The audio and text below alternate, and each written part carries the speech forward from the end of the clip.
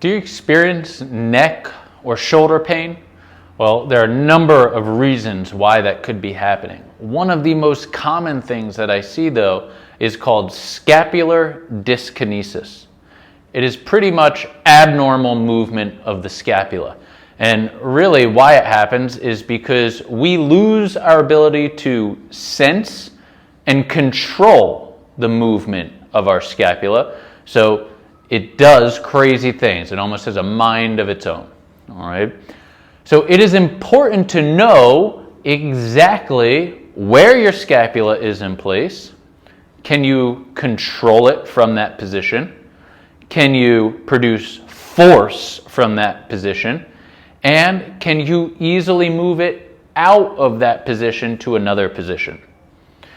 So a great starting point for this is to figure out what can our scapula actually do.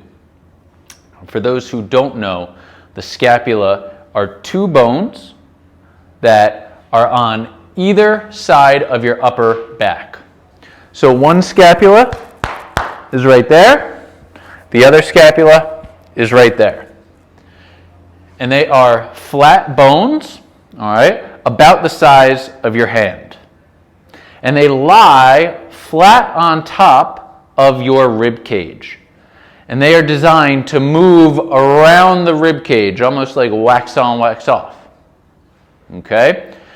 The issue becomes when we can't control that movement, or something more serious is when you can't keep the scapula onto the rib cage and they kind of protrude off. That's called a winging scapula.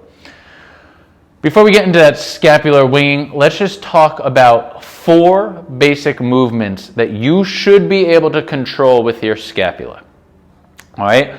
The first 2 are in the same plane of motion, and that is the control of elevation and depression.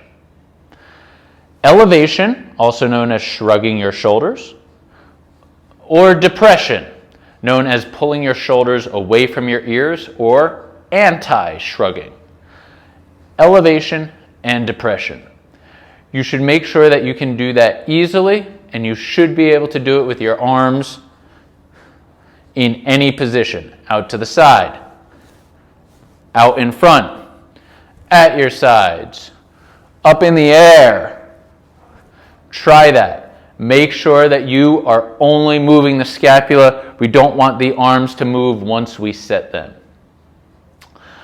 The next basic movement of the scapula is protraction retraction. This is a little bit more confusing. Protraction and retraction is movement towards the spine and away from the spine. So in retraction, my shoulder blades glide towards the midline of my body or towards my spine. In protraction, they come out to the edge of my rib cage and separate away from the spine. So again, you can do this with your arms in various positions. They can be out in front of you, and you'll see here, it looks like my arm extends forward or my arm pulls backwards. Protraction, retraction. You can do that even harder still with your arms up above your head. Protraction, retraction. That's very difficult to get a feel of, so I would suggest practicing with your arms out in front of you first.